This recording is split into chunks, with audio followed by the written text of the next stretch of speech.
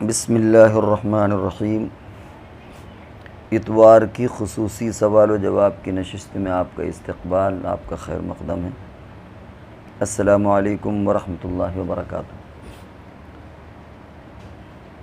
ناموں کی فہرست میں سب سے پہلے ہمارے پاس جو نام ہے وہ انیس آصف زکوٰۃ کے تعلق سے پوچھتے ہیں کہ شیئر مارکیٹ وغیرہ یا اسٹاک میں جو زکوٰۃ کیسے کیلکولیٹ کی جائے۔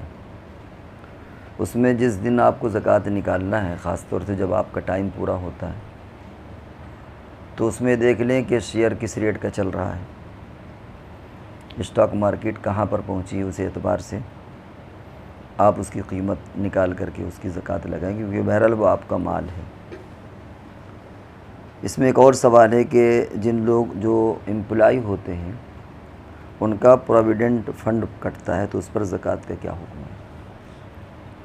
پروویڈنٹ فنڈ ہم لوگوں نے جو ابھی تک معلوم کیا وہ یہ کہ اس کی شکل ایک انعام کی ہوتی ہے، اور جب وہ اپنے قبضے میں آ جائے تب پھر اس کی زکوٰۃ نکالی جائے۔ ابھی تک فتاووں میں یہی بات درج ہے، لیکن اب کچھ لوگوں نے ایسا بتایا ہے کہ پہلے یہ معلوم تھا کہ اس کو نکال نہیں سکتا کوئی آدمی، اب یہ معلوم ہوا کہ اس کو آپ جب چاہیں اپنی ایک خاص مقدار نکال سکتے ہیں۔ تو اس اعتبار سے اب مسئلہ یہ ہوگا کہ جتنی مقدار آپ رقم نکال سکتے ہیں وہ گویا آپ کے اختیار میں ہے، وہ آپ کی اپنی رقم ہے، اور جو رقم نہیں نکال سکتے یا ریٹائرمنٹ ہونے کے بعد وہ رقم ملے گی، بیچ میں نہیں نکال سکتے تو جب ملے گی تب دیکھا جائے گا۔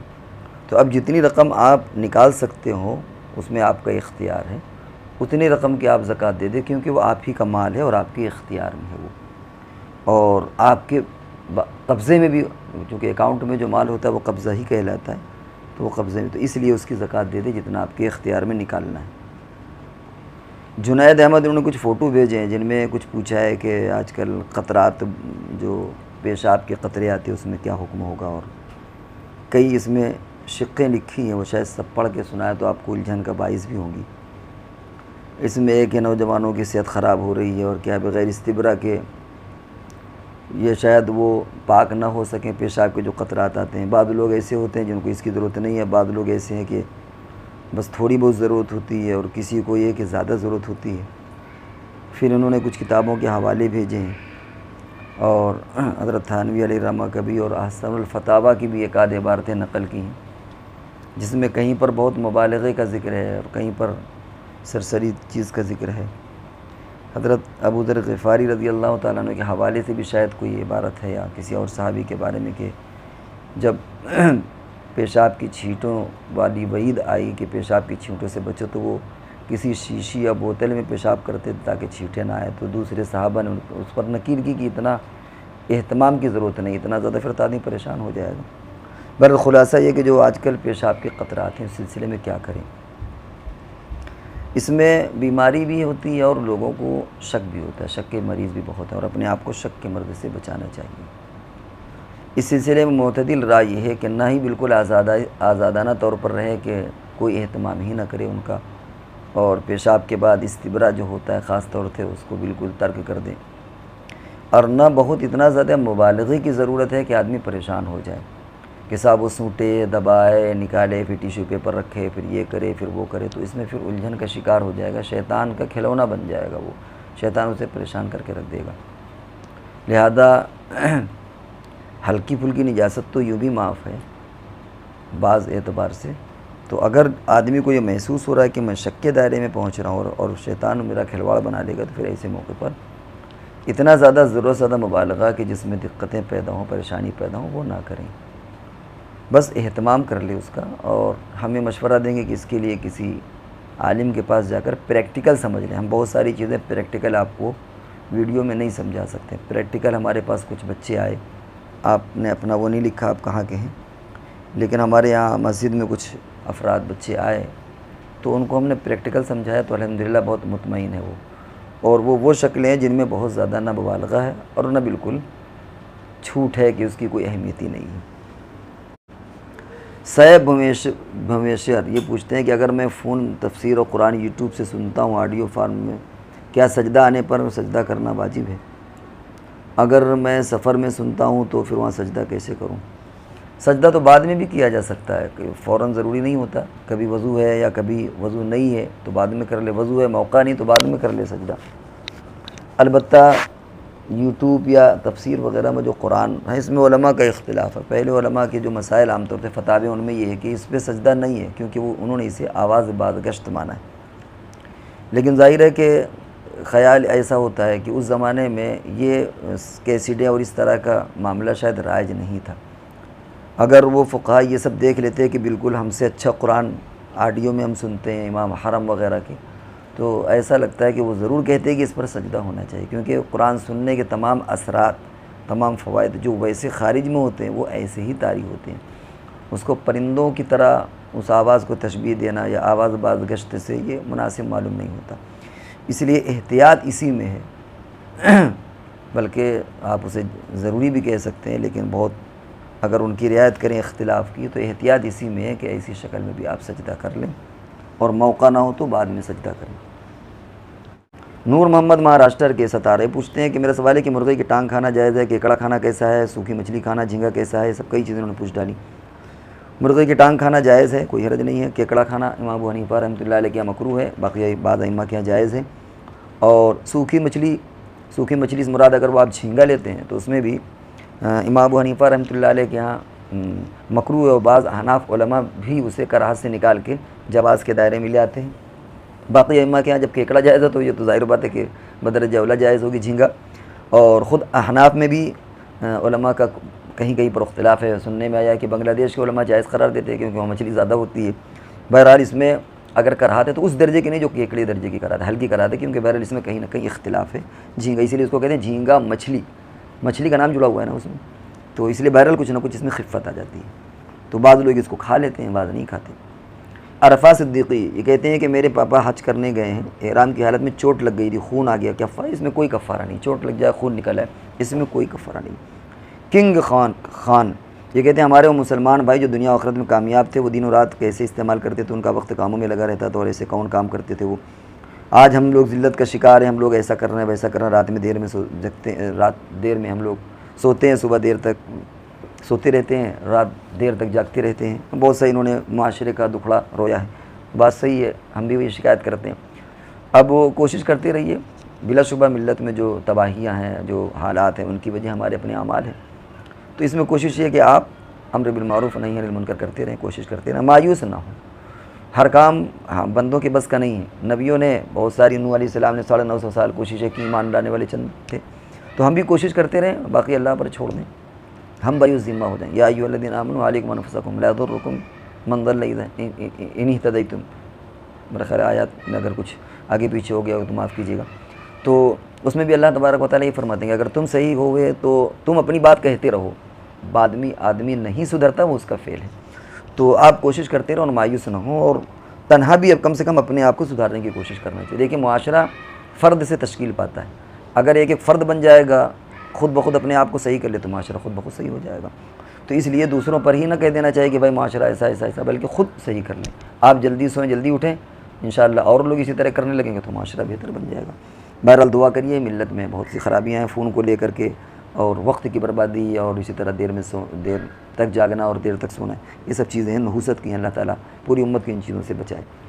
خالد حسینی پوچھتے ہیں کہ وہم اور وسوسے میں فرق تفصیل بتا دیجیے۔ دوسرا سوال یہ ہے کہ وہم اور وسوسے میں کوئی خاص فرق نہیں ہے، عام طور سے وسوسے کا اطلاق ہو جب شیطان ڈالے، اور وہم میں ادھر وہ آدمی کو کوئی وہم ہو گیا، ہوتا وہ بھی شیطانی کی طرف سے، تو ہم تو اسے تقریباً ایک ہی سمجھتے ہیں، کوئی ایسا خاص فرق نہیں ہے۔ دوسرا سوال ہے حضرت محمد صلی اللہ علیہ وسلم کا نکاح کون پڑھا؟ حضرت عائشہ رضی اللہ تعالیٰ عنہ نے دوسرے لوگوں نے بھی نکاح پڑھایا تھا، لیکن حضور صلی اللہ علیہ وسلم کے تعلق سے جو نکاح کی تشریح ہیں وہ اس تشریحات میں ہم نہیں جاتے تفصیل۔ باقی ہے کہ اس میں جو ہے ابھی ہم نے تھوڑا سا نیٹ پہ سرچ کیا تھا، تو تھوڑا سا ہم آپ کے سامنے ہلکا سا اس کا حوالہ دے دیں، ایک منٹ۔ اس میں جو نیٹ میں ہلکا سا ہم کو ملا ہے سرچ کرنے میں، اس میں ایک حضرت خدیجہ رضی اللہ تعالیٰ عنہ کا نکاح تو حضرت ابو طالب نے پڑھایا تھا، اور یہ نبوت سے پہلے ہوا تھا۔ باقی حضرت سودا رضی اللہ تعالیٰ عنہ کا نکاح ان کے والد نے پڑھا، حضرت عائشہ رضی اللہ تعالیٰ عنہ کا نکاح ان کے والد حضرت صدیق اکبر نے پڑھایا، اور یہ پہلا حوالہ اسد الغابہ، دوسرا حوالہ سیرت ابن ہشام کا۔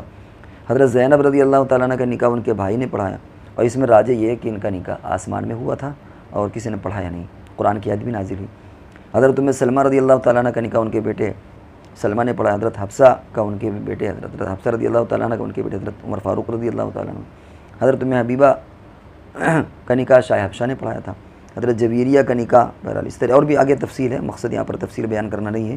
تو اس سلسلے میں وضاحت یہ ہے کہ بعض نکاح تو ایسے ہوئے ہیں کہ جیسے حضرت خدیجہ کا کہ باقاعدہ ابو طالب نے پڑھایا، اور بعض نکاح ایسے ہوئے ہیں کہ کسی نے نہیں پڑھایا، جیسے حضرت زینب رضی اللہ تعالیٰ عنہ۔ بعض نکاح ایسے ہیں کہ اللہ کی طرف سے بشارت آئی، حضرت عائشہ صدیقہ رضی اللہ تعالیٰ عنہ۔ اب اس کی کیفیت کیا رہی ہے اس کی تفصیل زیادہ نہیں ملتی کہ خطبہ کس نے پڑھا، ایجاب و قبول کس طرح ہوا، لیکن یہ اس طرح کی تفصیلات ملتی ہیں۔ تو میرا خیال ہے کہ اتنا کافی ہے سمجھنے کے لیے کہ کیا اس میں نوعیت رہی ہے۔ اچھا صاحب، ابھی ہم نیٹ میں جو کہ دیکھ رہے تھے اس لیے تھوڑا سا ڈسکنیکٹ، تو یہ ہلکی پھلکی تشریح آپ کو معلوم ہو گئی۔ اچھا، ایک آپ نے لکھا حضرت عائشہ رضی اللہ تعالیٰ عنہ نے نکاح پڑھا۔ اصل میں حضرت عائشہ رضی اللہ تعالیٰ عنہ نے جو نکاح پڑھا ہے وہ اپنے بھتیجی کا نکاح، حضرت عبد الرحمن ان کے بھائی تھے، ان کی بیٹی کا نکاح پڑھا دیا تھا۔ وہاں پر ولایت کا مسئلہ آتا ہے، وہاں پر یہ مسئلہ نہیں آتا۔ نکاح حضرت عائشہ نے پڑھایا نہیں تھا، بلکہ حضرت عائشہ نے اجازت دے دی تھی پڑھانے کے لیے۔ ان کے بھائی حضرت عبد الرحمن دور تھے، واپس آئے تو تھوڑا سا ناراض بھی ہوئے کہ ہماری مشورے کے بغیر، اجازت کے بغیر آپ نے پڑھوا دیا، لیکن بہرحال بہن تھی، معزز بہن تھی۔ تو یہ ایک دوسری بحث آتی ہے کہ ولی نکاح اگر ولی نہ ہو تو کیا دوسرا نکاح پڑھا سکتا ہے کہ نہیں، ایک دوسری بحث ہے، وہ مسئلہ نہیں۔ حضرت عائشہ رضی اللہ تعالیٰ عنہ نے باقاعدہ مجمع میں آ کر کے نکاح پڑھایا، یہ مطلب نہیں اس کا۔ تو میرا خیال ہے کہ آپ کی بات پوری آ گئی ہوگی۔ کنگ خان انہوں نے پوچھا کہ اگر جمعہ کے خطبے سے پہلے بیان نہ ہو تو اس وقت کیا پڑھیں؟ درود شریف پڑھیں، جو تسبیح حضور صلی اللہ علیہ وسلم نے فرمایا سبحان اللہ والحمد للہ ولا الہ الا اللہ واللہ اکبر، یہ پڑھیں جمعہ سے جو ہے پہلے کثرت، کیونکہ حدیث میں آتا ہے کہ جمعہ کے دن کثرت سے درود شریف پڑھا کرو۔ تو ان کا پوچھنا یہ ہے کہ ہم مسجد میں جمعہ سے پہلے کیا زیادہ پڑھیں؟ دیکھیے، اس میں کسی چیز کو فضیلت آپ نہیں دے سکتے۔ فضیلت ہوتی ہے جو سیم چیزیں ہوتی ہیں، جو الگ الگ چیزیں ہوتی ہیں ان میں فضیلت نہیں ہوتی۔ حدیث کی ایک اپنی الگ فضیلت ہے، اور ذکر کی ہے جو سبحان اللہ والحمد للہ، اس کی ایک اپنی الگ فضیلت ہے۔ اس کو ہم یوں سمجھائیں، مثال کے طور پر 2 روٹیاں رکھی ہیں تو آپ کہہ سکتے ہیں کہ صاحب یہ روٹی اچھی ہے اس کے مقابلے میں، لیکن اگر روٹی اور سالن رکھا ہوا ہے یا روٹی اور دال ہے تو آپ یہ نہیں کریں گے کہ صاحب روٹی اچھا یا سالن، کیونکہ سالن کی ایک اپنی الگ اہمیت ہوتی ہے، روٹی کی اپنی الگ اہمیت ہے، چاول کی اپنی ایک الگ اہمیت ہے۔ تو جب بھی فضیلت ہوتی ہے وہ ایک چیز ایک جنس میں ہوتی ہے، ایک ہی چیزوں میں ہوتی ہے۔ جب چیزیں الگ الگ ہو جاتی ہیں تو وہاں پر آپ فضیلت اس طرح نہیں دے سکتے۔ تو درود شریف کی فضیلتیں مستقل الگ ہیں، بے پناہ فضیلتیں، ذکر کی فضیلتیں مستقل الگ ہیں۔ تو ان دونوں کو جوڑنا اور یعنی یوں کرنا، ایک دوسرے سے تقابل یہ کرنا اور ایک دوسرے سے گویا وہ مقابلہ آرائی، وہ اس میں نہیں ہوگی۔ تو ہم تو یہ مشورہ دیں گے کہ تھوڑی دیر وہ پڑھ رہے ہیں، تھوڑی دیر یہ پڑھ رہے ہیں، وہ پڑھتے رہیں، جب اس سے وہ جی بھر جائے تو یہ پڑھتے رہیں، جب یہ تو دونوں کام آپ کر لیجیے۔ طارق نامی نے پوچھا میری بہن کی لڑکی برابر پردہ نہیں کرتی، ہم بولے تو بھی نہیں کرتی، یعنی ہم نے نصیحت کی تو کیا مجھے اس سے بات کرنا چھوڑ دینا چاہیے؟ نہیں، بات چیت مت چھوڑیں۔ ہاں، اگر آپ کو محسوس ہے کہ اگر ہم اس سے بات نہ کریں تو وہ سدھر جائے گی، پردہ کرنے لگے گی، تو تب تو بلا شبہ آپ اس سے بات چیت چھوڑ دیں۔ اور اگر یہ محسوس ہو کہ ہمارے بات نہ کرنے سے، بات چیت چھوڑ دینے سے مزید وہ اور خراب ہو جائے گی، گڑبڑ ہو جائے گی، تو پھر ایسی شکل میں بات کرتی رہیے۔ کم سے کم ابھی آپ کبھی کبھی کہہ دیتے ہیں، امر بالمعروف کر دیتے ہیں، ایک سلسلہ جاری ہو سکتا ہے، اللہ تعالیٰ ہدایت دے دے، سمجھ میں آ جائے۔ لیکن آپ نے اگر بات چیت چھوڑ دی تو پھر اور آزاد ہو جائے گی۔ تو اس لیے ہم تو مشورہ یہ کریں گے، اس کا فعل اس کے ساتھ ہے، آپ باقاعدہ اس کو نصیحت کرتے رہیں، ہو سکتا ہے اللہ تعالیٰ اس کے دل میں بات ڈال دے۔ لیکن یہ کہ بات چیت چھوڑ دیں تو وہ اچھا نہیں ہے، اس سے پھر اور کبھی کبھی آزادی مل جاتی ہے۔ وہ آپ کی بھانجی ہوئی، وہ تو بھانجی کو تو ماموں سمجھاتا رہتا ہے نا، تو اس کو وقتاً فوقتاً سمجھاتے رہیے، اس سے بات چیت چھوڑنا یہ حل نہیں۔ آج کے زمانے میں عورتیں اور بے راہ رو ہو جاتی ہیں، وہ اور آزاد ہو جاتی ہیں، بچیاں لڑکیاں۔ ابو سعید اعظمی پوچھتے ہیں السلام علیکم، عورتیں گھر پر گوبر لیپتی ہیں، اس میں کیا نماز ہو جائے گی؟ نہیں، وہ گوبر ناپاک، اس پر نماز نہیں، اس پر کبھی پڑھنے کی نوبت آ جائے تو اس کو موٹی جائے نماز بچھا لیں۔ دوسرا سوال ان کا یہ، کیا عورت کے وضو بچے ہوئے پانی سے مرد وضو بنا سکتا ہے؟ بالکل بنا سکتا ہے، اس میں کوئی حرج نہیں ہے، یا ایسا کرنا مکروہ بھی نہیں ہے، البتہ اگر آپ کو شبہ، اصل میں حضور صلی اللہ علیہ وسلم نے جو منع فرمایا وہ اس لیے کہ کبھی ایسا نہ ہو کہ عورتیں چونکہ کبھی کبھی بہت زیادہ اہتمام نہیں کرتی تو کہیں شک نہ پیدا ہو جائے، شک کا آدمی بیمار ہو جائے گا، شک کا مریض ہو جائے گا کہ یار پتہ نہیں کیسے وضو کیا ہو کیسے نہیں، اور یہ بھی اسی وقت ہوگا جب کہ پہلے زمانے میں برتن، ہمارے لیے پرابلم یہ ہے کہ ہم مسئلہ کسی زمانے کا ہوتا ہے اور وہ کسی زمانے میں فٹ کر دیتے ہیں۔ اس زمانے میں لوٹا بھی نہیں تھا، اس زمانے میں بالٹی سے چلو سے لیا وضو بنا لیا، اسی سے نہا لیا، تو نہانے میں چھینٹیں بھی ہوتی رہتی ہیں، عورتیں عام طور سے اتنا محتاط کم رہتی ہیں، اس لیے حضور نے منع فرمایا۔ اب ظاہر بات ہے کہ لوٹا ہے، ٹوٹی ہے تو اس میں کوئی حرج نہیں ہے، اور ایسی ٹوٹی ہے اس میں کوئی حرج نہیں، وہ تو ٹنکی سے پانی آ رہا ہے، لوٹے میں کوئی مسئلہ نہیں ہے۔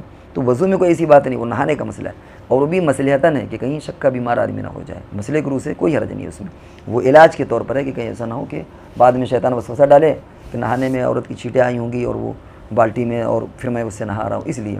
باقی جہاں ٹوٹیاں لگی ہیں وہاں کوئی مسئلہ نہیں، اور اگر لوٹے سے آپ وضو بنا رہے تو کوئی مسئلہ نہیں، وہ جو چلو سے پانی لیتے ہیں وہاں پر یہ شبہ تو جائز ہے، احتیاطاً آپ شک سے بچنے کے لیے نہ کریں ہوئے، لیکن جائز ہے، شرعی نقطہ نظر سے کوئی حرج نہیں ہے۔ ان کا ایک اور ہے کہ کیا معراج میں حضور صلی اللہ علیہ وسلم نے اللہ تعالیٰ کو دیکھا؟ اس سلسلے میں روایت مختلف ہیں۔ حضرت عائشہ رضی اللہ تعالیٰ عنہ فرماتی ہیں کہ حضور نے نہیں دیکھا بالمشافہ، حضرت ابن عباس کہتے ہیں کہ دیکھا ہے، دونوں طرح امت کی رائے ہیں۔ تو ناظرین کرام، یہ رہے آج کے سوالات کے جواب۔ اب ہم اگلی نشست تک کے لیے آپ سے رخصت ہوتے ہیں، جب تک کے لیے ہمیں اجازت دیجیے۔ والسلام علیکم ورحمۃ اللہ وبرکاتہ۔